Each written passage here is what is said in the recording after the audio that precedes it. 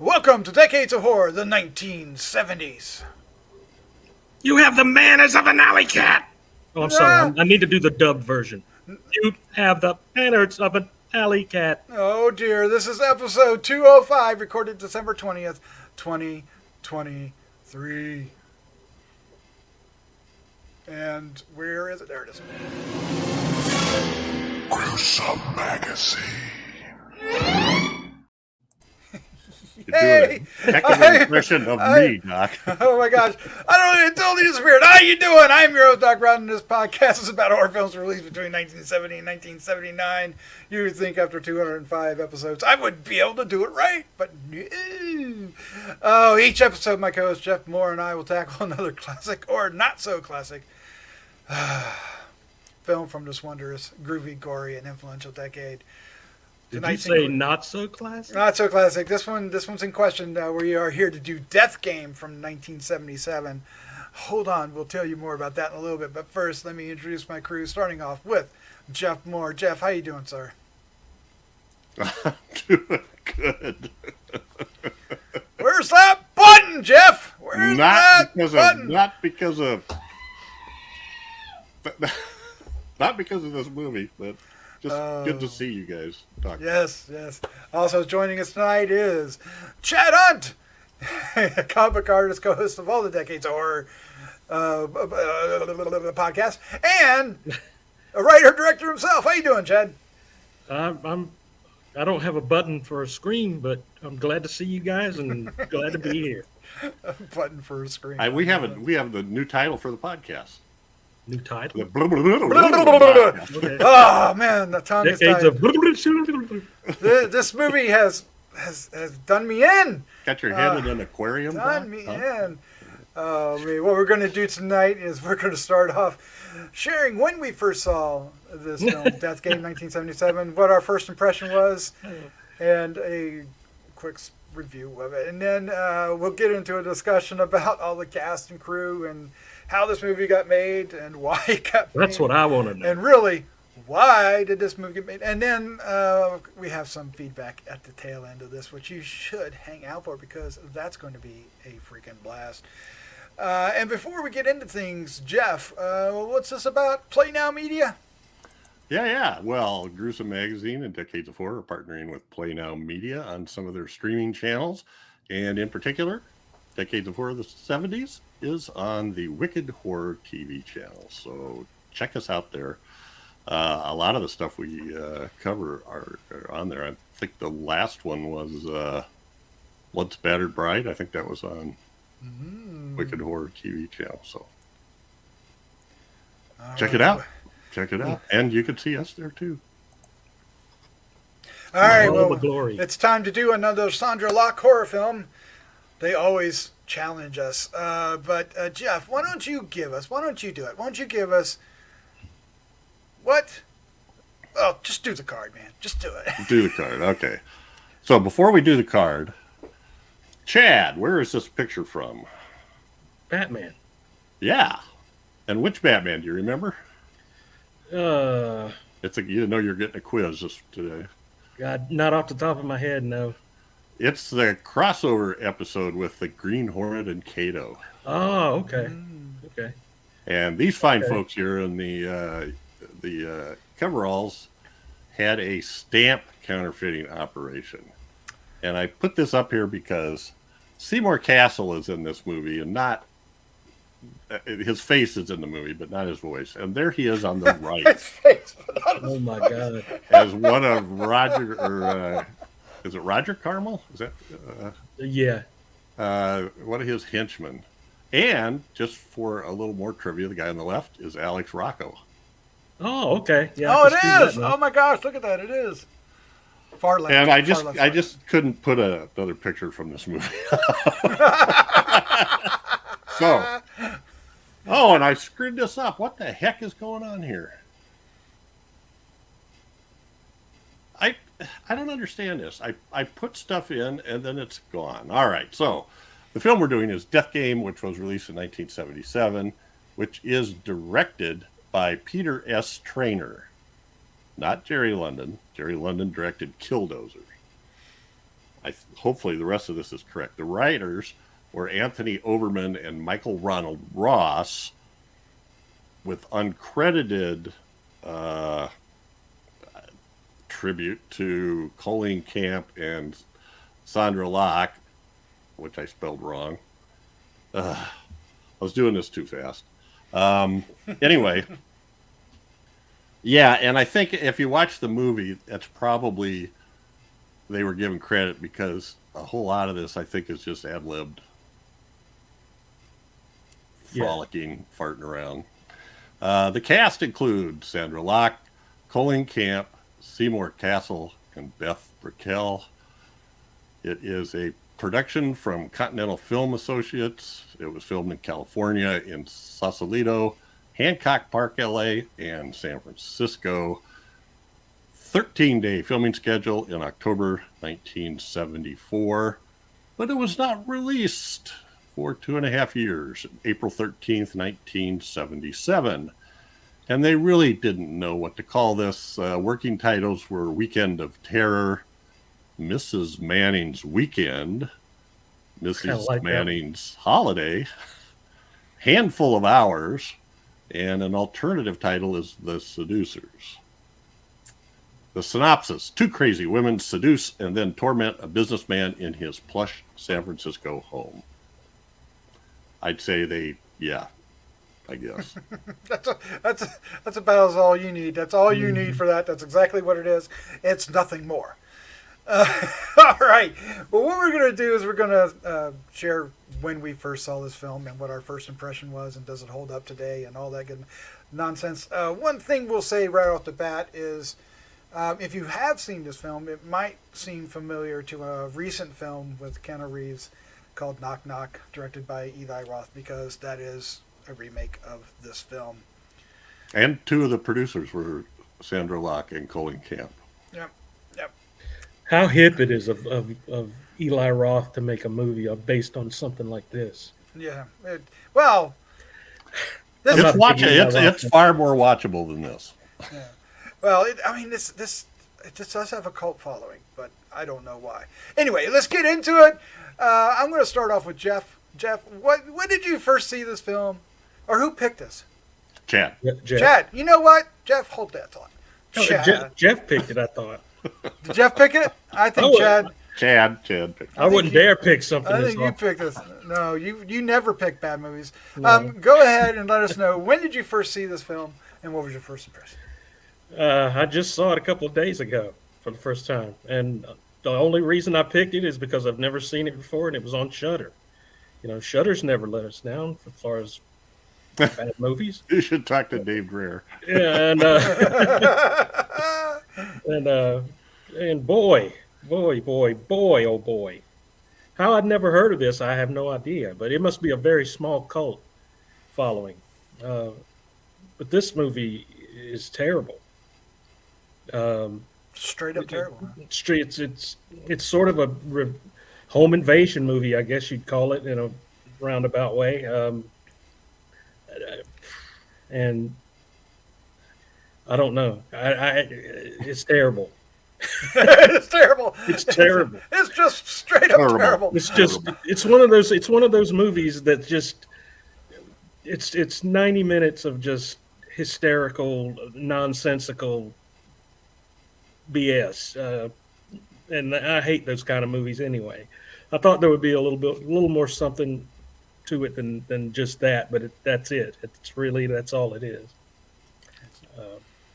Maybe Jeff has something. I got nothing. Maybe Jeff does. Jeff, when did you first see this film, and what was your first impression? Well, I saw it a couple of weeks ago when Chad picked it, because I just wanted to watch it. You had to watch it again, didn't you? And I had to watch it again because it's so forgettable. Now, this is the kind of movie that is irritating even when you're not paying attention to it.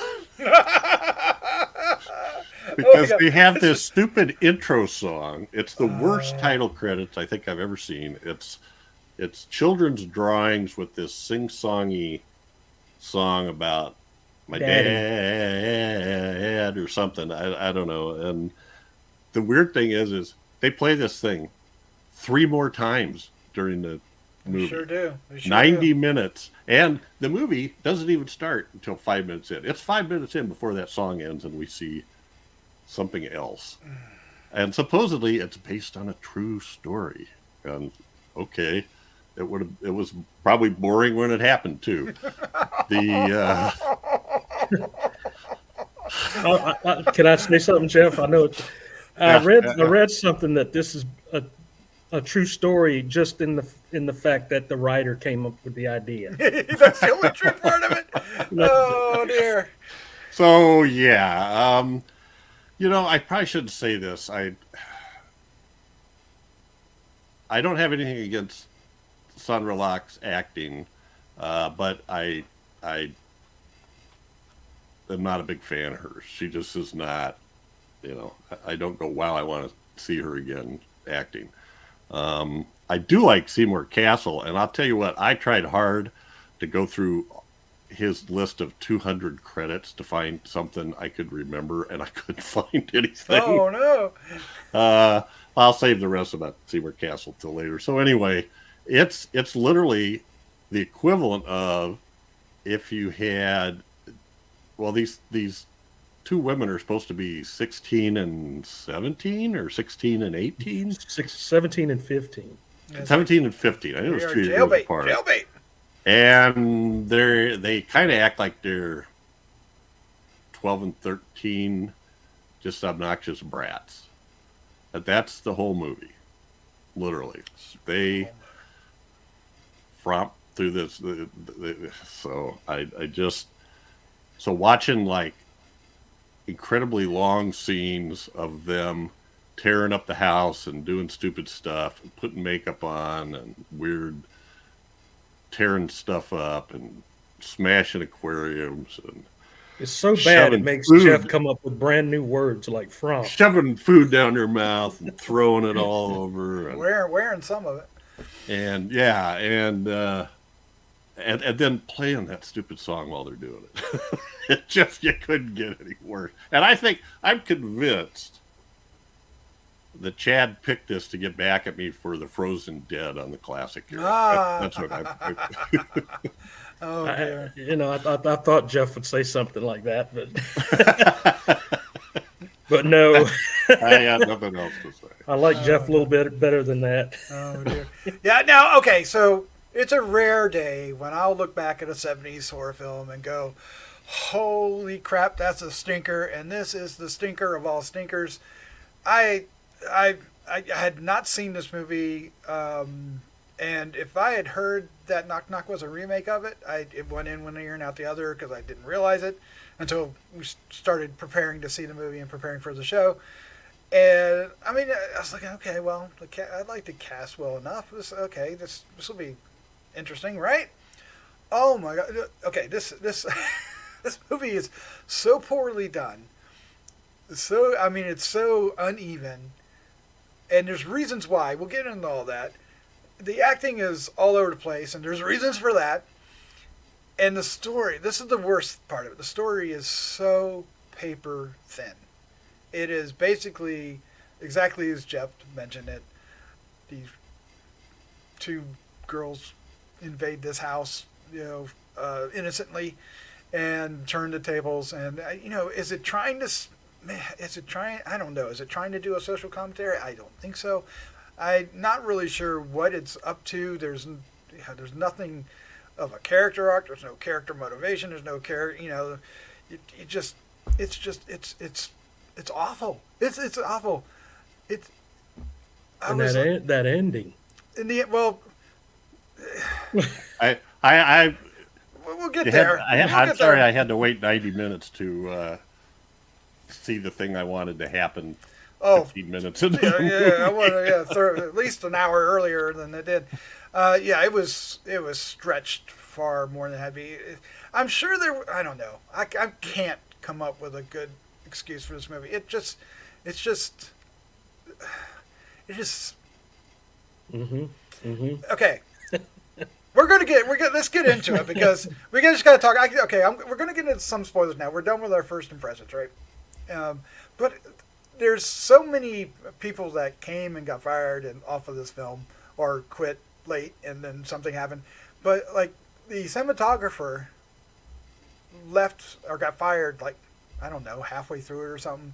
And there are some scenes that are lit really well. There's some really creative lighting and everything, and then other ones are just so bland and poorly shot. It's just this movie just feels like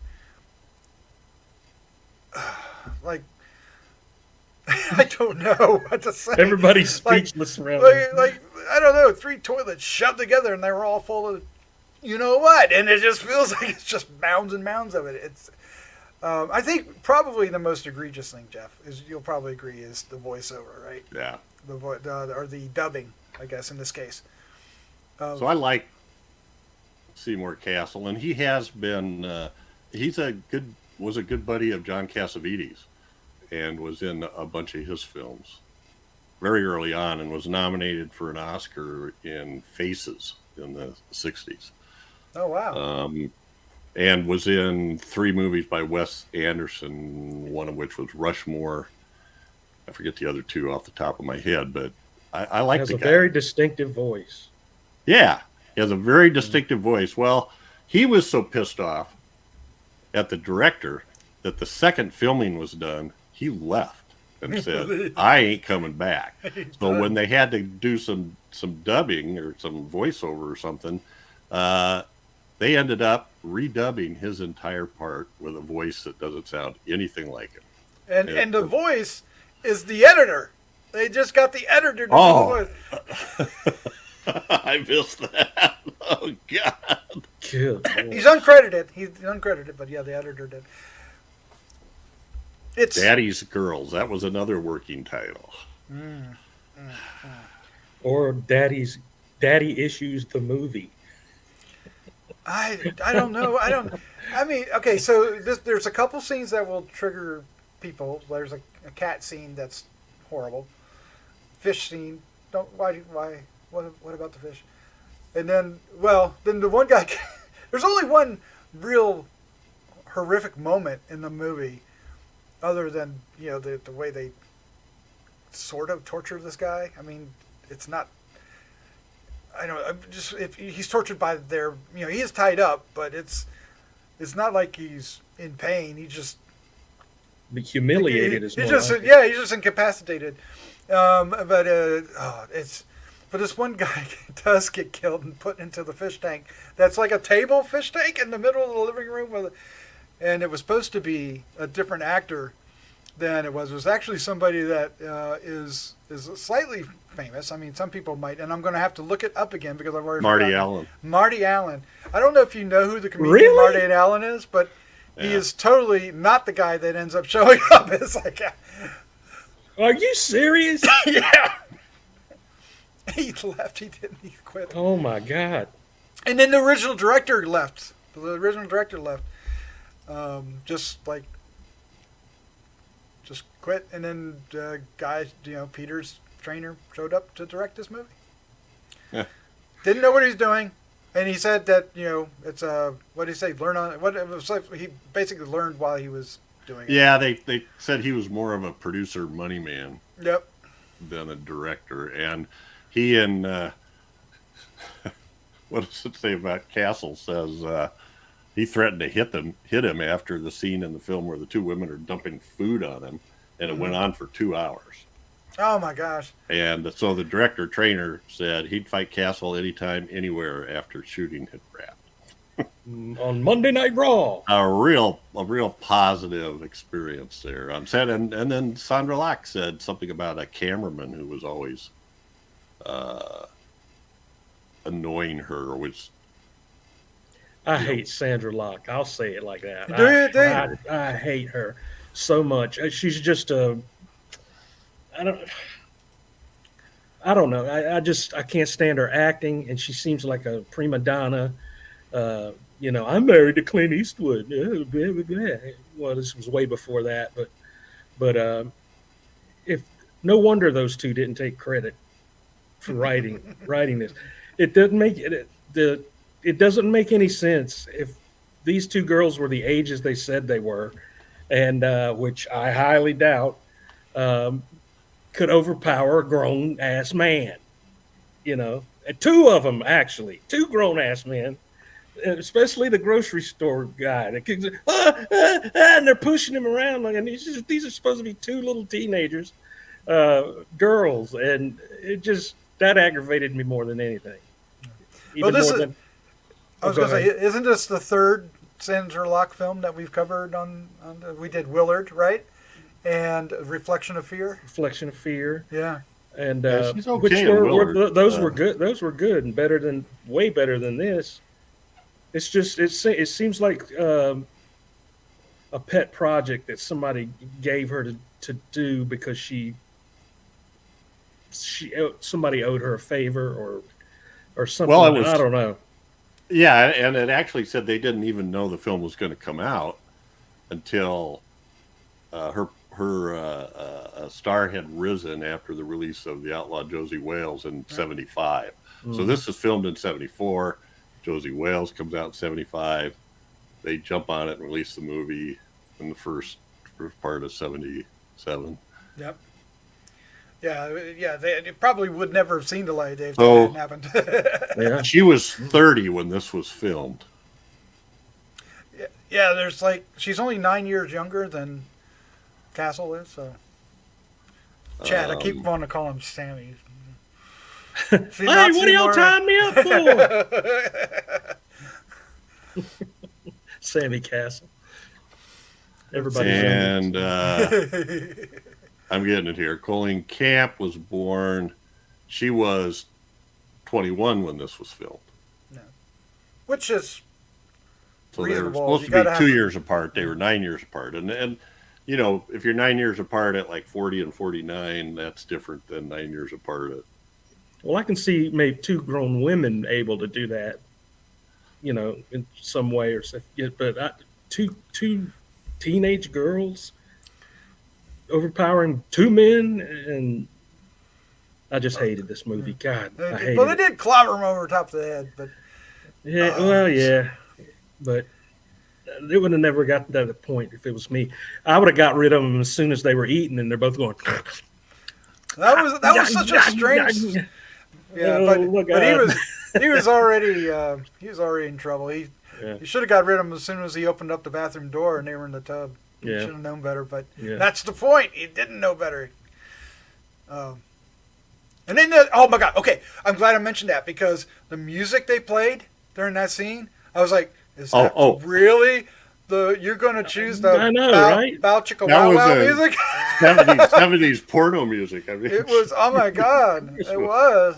The music through this whole thing was just horrific. And of course, we say it's so badly directed, but a lot of it was actually directed, I guess, you know, ad lib style by the stars themselves. Well, it was one of those typical things like that where it was free form like that. You could tell because a lot of times they would repeat the same lines. You know, they had a couple lines. They kept doing just that. Repeat them, you know. Aggravating. Well, let's look at a poster, huh? Oh my God, please, let's look at some visuals. Is it time for feedback? Here soon. Look. Oh my God. This looks like The Revenge of Hercules. Okay, so before we get too far, are we doing... It does feel like are we doing any taglines? Oh, that's right. We do have a couple. No way. Sorry, Chad. So, anything to fill this one out. Yeah, it's now time for taglines with Chad. We should just fill the rest of the time. Wake me up when this is over. Taglines for this piece of flaming garbage are as follows. The object is to stay alive. I don't know about that. At which point, when they're all three of them in the hot tub together? I thought it was stay awake. But that's us. That's the audience, yeah. Donna and Jackie, every man's fantasy. one man's nightmare, maybe two, Maybe 3 plus the guy in the movie. plus the guy in the fish tank. Oh my god. Okay. And that, thank God, is the last of the taglines for. Thank you, Chad. And that's been. Whoops, that was the end of the last one. Taglines. Which The movie has placed a curse on us. yeah, it's just Oh my made us goodness. totally incompetent. I just, Oh, jeez. This may go down as the worst episode of Decades of Horror 77. Not on our end. We didn't have anything to do with it. Let's take a look at these posters, Jeff. Let's take a look at the posters. alrighty. Ooh, Michael Jackson. I mean, is this a bad poster? I mean, is it? I don't. Yeah. Okay. Tells. I think so. I would have made the meat cleaver a little more prominent. It's buried down there in the title. Mm. I mean, it does the job. What else we got? That's kind of the one real moment of tension there. Yeah, the meat cleaver. Yeah. Mm-hmm. Death Game. They look like a punk rock band there.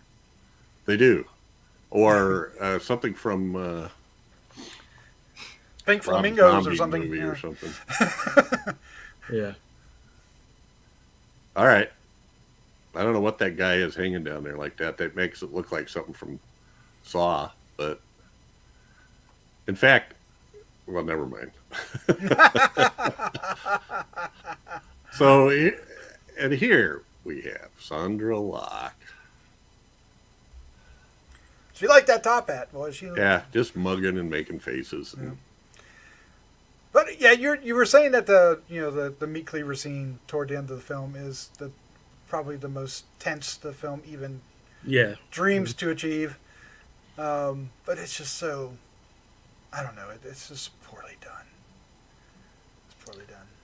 Just a lot of weirdness. This was, I don't know. 2 teenage girls break into a grown man's house and he can't fight back. Nope. Apparently. Nope. I can understand why he didn't fight back at first, but I just don't get that. And then I guess they were supposed to have some kind of characterization about their past, or at least Donna with her daddy issues or whatever, but that just didn't pan out very well. It doesn't feel sincere or genuine, No. right? It feels You like they're didn't making know- shit up. You didn't know if they were making it up just to be extra weird or if it really happened. Because everything else is, I mean, this takes unreliable narrator to the extreme. They're just anything comes out of their face you can't believe. So why is that? That can't be character development if they say it themselves and we don't believe them. Mm-hmm. I still didn't get, why did they leave? They were done. The wife was coming home. They had a ride to catch. From the end, did you notice so they get hit by a van at the end of the movie? Sorry, folks. Spoilers. Not before they played that song again. One more time. One as more they walk time. down. And she's got her top hat and tails on, and they're both kind of dancing and twirling across the street. And an SPCA van hits them. So the Society fish for the and Prevention of yeah. Cruelty to Animals. Yeah, so.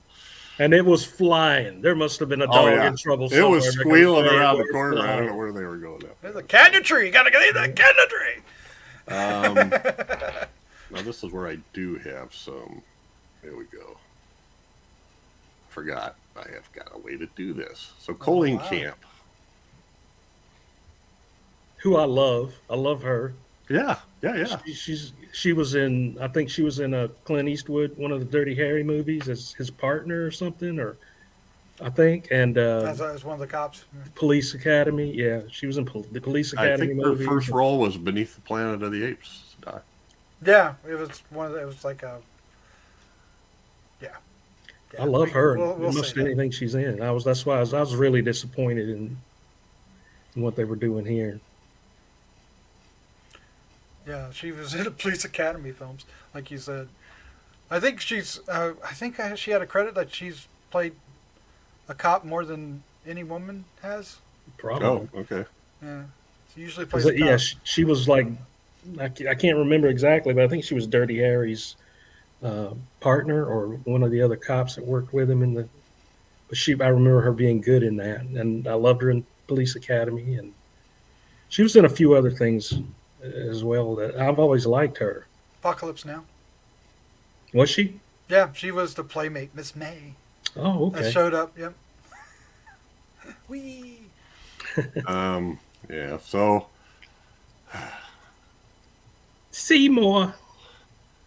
now there's the eating thing. Oh, here's another a great way to pad the thing. What was up with that one shot where they showed the ketchup bottle laying down on the table? I thought my video was stuck. Stayed there for a long time watching the ketchup drip out. I thought I was watching that old commercial with the Carly Simon song. Yes. Yeah, that was I weird. just sat there watching that forever. Yeah, that's a case of a needed scene that they didn't film, and they just put the dialogue over top of a shot. That's one of those "I'm an artist, damn it" scenes. I think it was like, what do? We got this ketchup bottle. Mm-hmm. Oh my god. That was a disgusting display of Can you say? piggery. Yeah, which is when he says they have the manners of a something An alley animal cat. or whatever it says. Yeah, and then when they dish the food out, she just kind of flings the pancakes out, flings the eggs out, and then I don't know, she grabs up a piece of ham and just rips pieces off it and shoves them in her mouth. Yeah. And it just was annoying. It wasn't scary or creepy or anything. It was just Disgusting. It was, man. It was like juvenile delinquents, in the late 50s in movies where they were supposed to be just really terrible people, and all they're doing is acting out. Now look at her in that top picture, man. She looks horrific in that. Yeah. Oh, she's got some looks. What did I read? I read something about Seymour Cassel that he had a reputation for saying he'd be in any independent movie if you'd buy him an airplane ticket, and he liked the script. So he was, and I don't think this was, well, maybe this was one of them. I don't know. The one that was like, he might have to rethink his ideas. Yeah, I was going to say he might rescind that after. Well, there was fights over who wrote the script too, which it's hard to believe, But I see that coming from a group of people that came up to the actors' studios and hanging out with people like John Cassavetes, Mm-hmm. Okay. And his voice was. Are we going to talk about the incredibly bad dubbing of his voice? Yeah. His one thing I like about him is his voice. It's like it's very distinct. I mean, I can't say he sounds like anybody else. He's got just the gravelly kind of voice to him, and this seemed like Mr. Rogers. Was dubbing his voice, and it just sounded horrible. It sounded terrible coming out of his mouth. It was bad. It was so strange.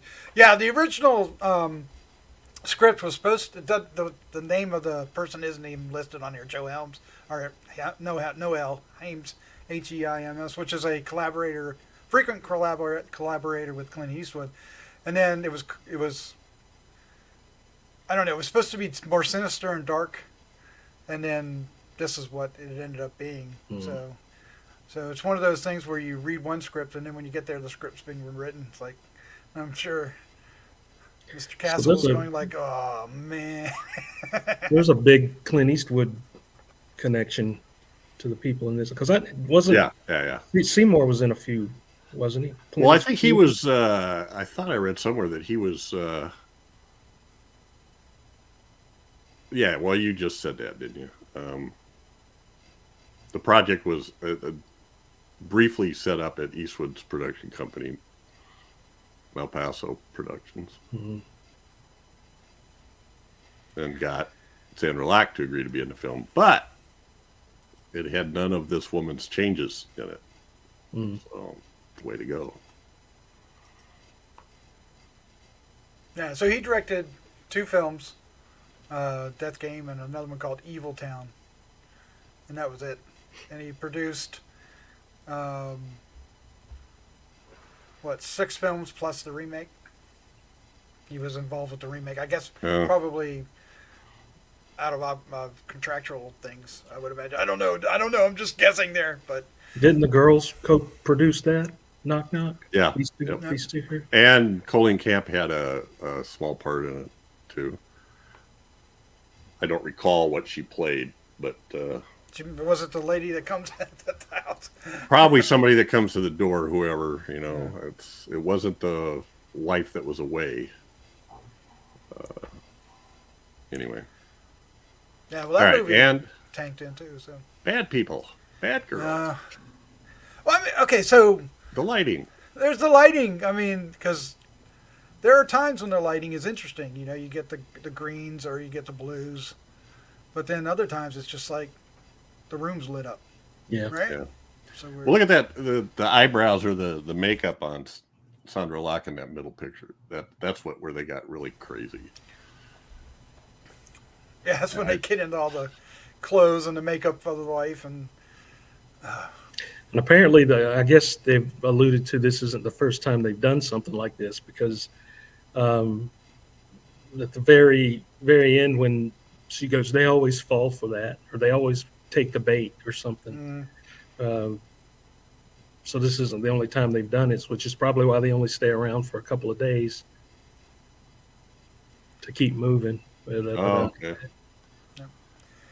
I'm just, oh my gosh. But it's just a shame this movie was not better than its premise could have been. Yeah, because that top picture, looks very promising, doesn't it? Yeah. And I don't know about the middle one. The middle one's a little questionable, but the top one, I mean, it looks like, oh, okay. It was okay until they started. I think it was after.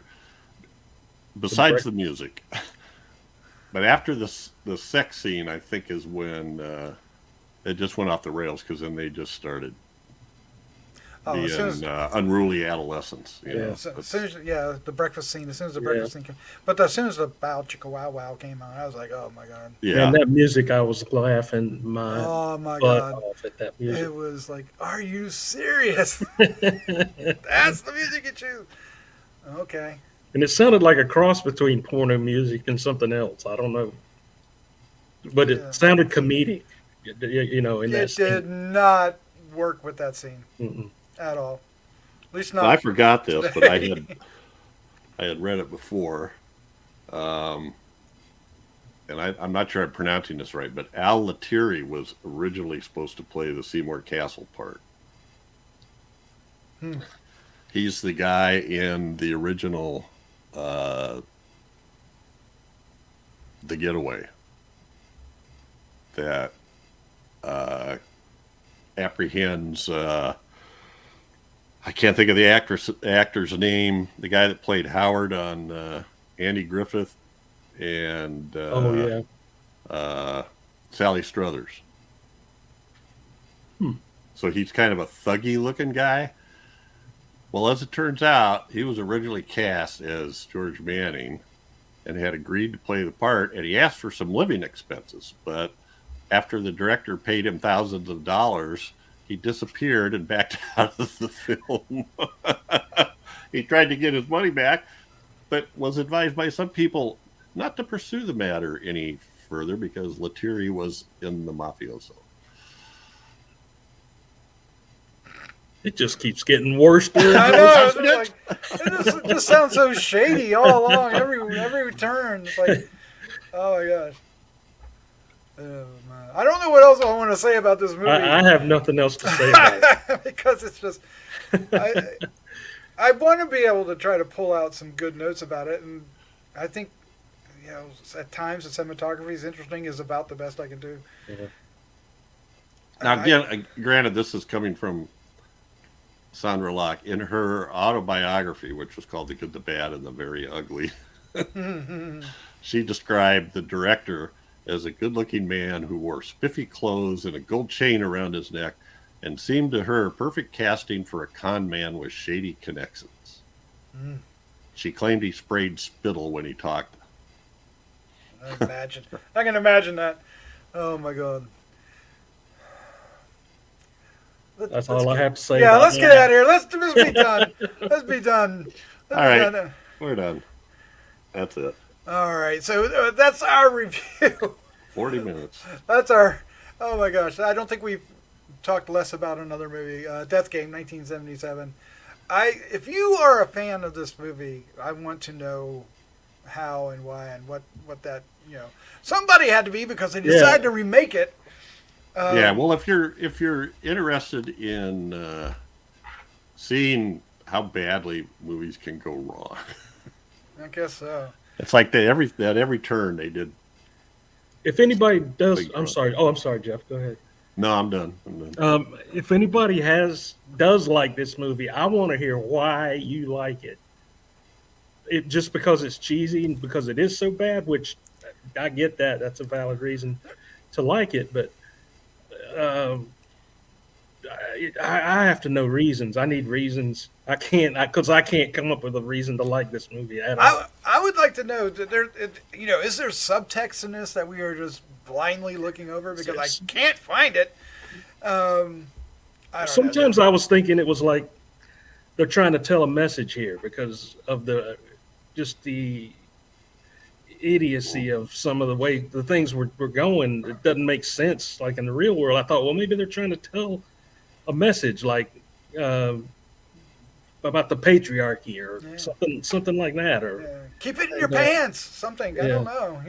but I don't know. The more I watched it until the end, I didn't feel like that was the case. It was just because that was the worst ending I've ever seen. All Just right, out of the blue, this orange van comes. It is very 70s, though. I will give it credit. It is. A lot of 70s movies ended with that kind of. And you get the negative. So, Yeah. okay, just this is worth talking about, though, because there really was all kinds of different ideas for endings. The original endings, 4 different endings. The original ending of the credited screenwriters, the women had George handcuffed to a grill and were definitely going to kill him, but he tore the grill loose and beat Sondra Locke's character with it. Donna joined in the fight, but she ended up helping George in killing Sondra Locke. Then she left the house and walked away into the morning light as Bobby Gentry sang the song, But I Can't Get Back. That's the ending they wanted to use. Oh, be quiet. I'd rather have seen him get hit by the bus or by the van. And then, so then she ended up, let's see, what was the next one? So in a later revision, possibly done by Joe Himes, the women spared George's life and they got away with everything that they had done. They left the house and were then picked up by a driver while hitchhiking. They told him that they were going to an all-night party and he agreed to come along. Now that's a nice, I kind of like that. Yeah, that would have been. They did that in The Strangers. They left the house and were then picked up by a driver while hitchhiking. So anyway, yeah. So then the director comes in and says, I had an idea that as the women were about to kill George, he would suddenly wake up and realize it had all been a dream. Oh, my God. But then his doorbell would ring and it would be those 2 women. No. That'd be better than what we got. But It was decided that was a cop-out, and so he chose the ending to the film. Anyway. All right. That's it. Feedback. we gotta do some feedback. Got to get a jingle for feedback. We do. There's a New Year's resolution, if there ever was one. And Chad usually goes, mail. We got mail. Letters. We've got your letters. We got some letters. So first up is you got Go something? ahead. No. Go ahead. First one up is episode 135 on Damien Omen 2. So you want to take that one, Doc, or? Sure. I'll do that. All right. This is from Stephen Mitchell. Damien Omen 2 is my favorite film of the Omen series. I didn't like the original at all. The second one was better in my opinion. Okay. We respect your opinion. Okay. Stephen. We do. I would like to hear why and what's wrong with the first one. It's like, Defenders. But, No, you know, no. It's I like the cast of the second one. Yeah, And some of the things that happen, but the first one is just, to me, is like one of them. I don't know. It's far more chilling to me, Yeah. but Yeah. maybe that's not what you're looking for. So, okay, then we got a few on Killdozer, which just went live today. So let's see. I'll just take the first one. Gregory Crosby says, "Ask and ye shall receive." He was one of the people that requested it. And Good Bill job, Gabriel says, "I loved watching those made-for-TV movies when growing up." I did too. Yeah, I heck yeah. really enjoyed them. The 70s has got tons of stuff. I mean, tons of really good stuff. Some pretty bad stuff, but There's some Really good there's a few stinkers in the mix. Chad, you want to do Mikey Z? Mikey Z says, saw this when it premiered as a TV movie in the mid-70s. Saw it again about 4 to 5 months ago and still found it entertaining, if not logical, in some areas. I'm sure HNR film critic Doc Broughton might see this as the car goes heavy metal. I like it. It's not flying through the air anywhere on any jumps, so that's for sure. Need to rewatch this to discuss per your episode. Nice. Do it. Nice. We'll look forward to hearing back from you. Mr. I like Z. the car, and I like Killdozer. Oh, you know I love that car. So, Doctor, here's one from Lone Wolf, who I think, I'll check who requested these. I'm thinking Lone Wolf did too.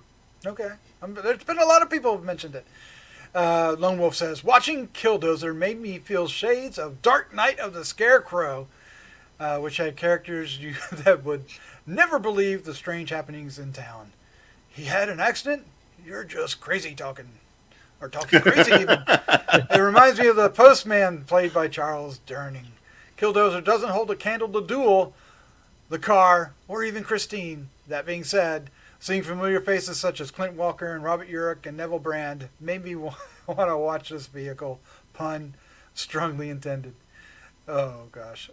Pretty well made for a TV movie, so at least I wasn't bored with it. Yes. Yeah, it's not boring. It did have some entertaining value. So on our list, Mikey Z and Gregory Crosby had recommended Killdozer. Or let me say it this way, had asked to see that covered. And we do have to do Duel sometime. Yes, we do. I'm going to put it out there. We have to do it in 2024. Well, I can't believe we haven't done it yet. I can't believe we haven't done it either. But we have to do it in 2024. Okay. Thank you, Lone Wolf. And then we have one from Jerry Chandler, and that one's up to you, Chad. I'll read it. Even though it's Jerry. Jerry! Jerry says, nope, not going to claim this one as a movie I advocated for years now. I have been in discussions where it was suggested, but I always was more partial to the comic book and the short story than I was to the TV movie. For me, the TV movie is a great source of some silly scenes that are a load of fun, separated by long stretches of background noise while I do other things. Okay. I agree with Theodore Sturgeon. They took his idea and took everything out of it that made it an enjoyable read as they turned it into a TV movie. But being honest about it, it probably would have been a hard one to translate to 1970s TV, no matter what. True. Doing justice to the actual story or an adjusted adaptation on a TV movie budget back then would have likely required the perfect storm of a fantastic scriptwriter, brilliant to genius level director, and a stunt and FX team who could work miracles on the budget that they had. Some stories really are best either not being adapted or to the mediums of TV or movies, or at least not being adapted until the mediums have the ability to properly adapt them. If you ever want to see Bill start drinking and whimpering over that concept during the broadcast, just mention the bullet that was dodged where John Borman's Lord of the Rings and the Hobbits and Dwarves are concerned. As for the 85% of the show that was comic book related. Okay, now wait a minute. That's not true. Because I redid it when I edited, and it was like maybe 15%. So that's just Jerry being the smart ass. Oh, okay. Well, I take it all back. That's absolutely true. Gil Kane wasn't only hot for doing Spider-Man, he was running wild for a while with the Marvel comic War of the Worlds, which turned into the sci-fi series Killraven, Warrior of the Worlds. I love that series, and there's a killer collected edition of it out there, which I have. Oh, nice. Mm-hmm. By the time I was working teenager in the 80s and buying comics with almost all of my own money, Gil Kane was already being treated like a living legend in the field. In my lifetime, he's one of the all-time greats in the field. Yep. Bill doesn't remember Ice Pirates? What a maroon. What a maroon. The ship has space herpes. He didn't say what a maroon. I just threw that in there because Bill is a maroon. I know you all, if he was here, he'd be a present maroon. I know you all have a thing for wanting to review films that you and all the listeners can find for free as part of the package with a basic streaming sub, but I really want to advocate for you guys doing Without Warning for DOH 1980s. There's a channel sub on Prime called Screen Picks that costs a whopping $2.99 a month, along with a ton of other harder to find or obscure films across a number of genres. That's a movie rental price, but you get an entire channel full of movies for a month. Splurge on it. It'll be a fun movie to review. I agree. I love that movie, and I make no apologies for loving that movie, even though I'll look at it now and go, man, this was the cheapest thing I've ever seen in my life. No, man. But it's the flying Chinese or the throwing stars that were alive, and it's just great. Great, just great stuff. It is now on Plex. Yes. Is it? Yes. And Okay. the cast as well. It's Martin Landau, Jack Palance, and there was another guy that was in there. Sue Ann Langdon, Neville Brand. Neville Brand was in it, but somebody in there too that became famous after this movie. Cameron Mitchell was in it. David Caruso, probably. That's him, David That's who Caruso. you're thinking of. Yeah. Larry Storch. Larry Storch. He's the Scoutmaster. Scoutmaster. Yeah. Oh my God. I may have to watch that. I watched this movie 1,000 times on Cinemax when it came out way back in the day. And it came Without Warning. It was originally called that. It's a great. It's Okie dokie. Thanks, Jerry. Yeah. Thank you, Jerry. Yeah, we got to do it. We have to do that. All right. Oh my goodness. Thanks for the feedback. Thanks for the feedback. Our usuals: Jerry, Gregory, Mikey Z, Lone Wolf, and a new one, Stephen Mitchell. Appreciate that. Going way back to 135. All right. Well, we have our pick. You may have noticed that Bill Mulligan, unfortunately, the holidays have taken him on an adventure away from us, and he wasn't able to join. Nobody knows. We don't know where he is actually. And I'm glad he's doing that, because usually he feels obligated yes. something to take part from his granddaughter's bedroom or something, and you just need to. Sometimes you got to spend time with your family, Bill. Not that we don't miss you, but it's okay. It's okay. Bill's a good guy. But having said that, Bill has next episode's pick, which we'll do in 2 weeks. And it is finally we are doing this movie. We've talked about this movie probably since the get-go. Well, we have, because it was on the list, right? Right, Jeff? It's one of the originals on the list that... I don't know. You gonna ask me that? I gotta look. I feel like it is. But it's Vampire Lovers from 1970, the Hammer film with Ingrid Pitt and Peter Cushing. And Pippa Steele. Okay.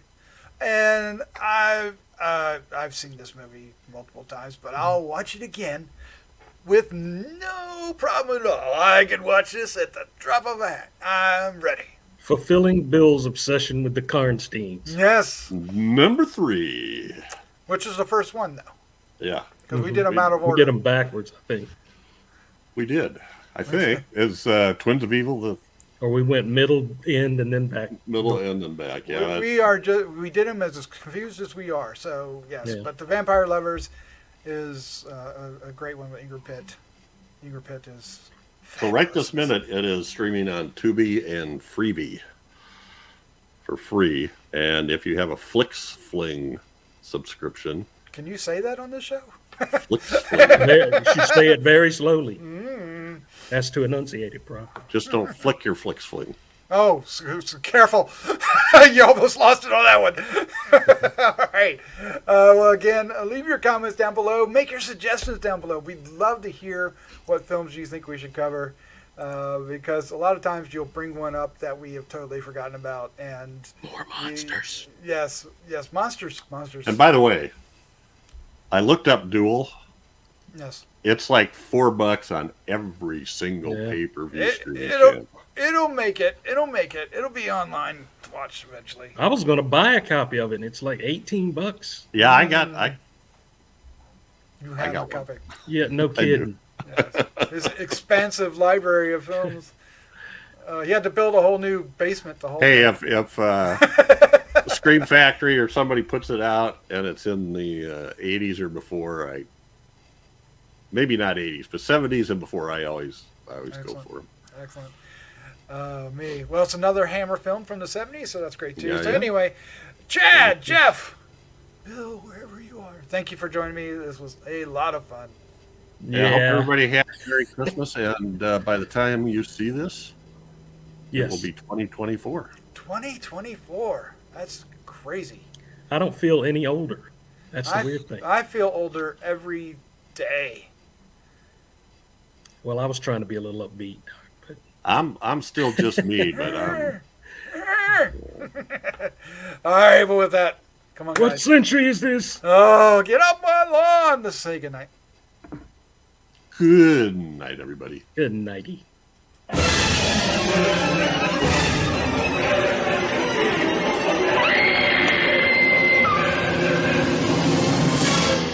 Gruesome Magazine.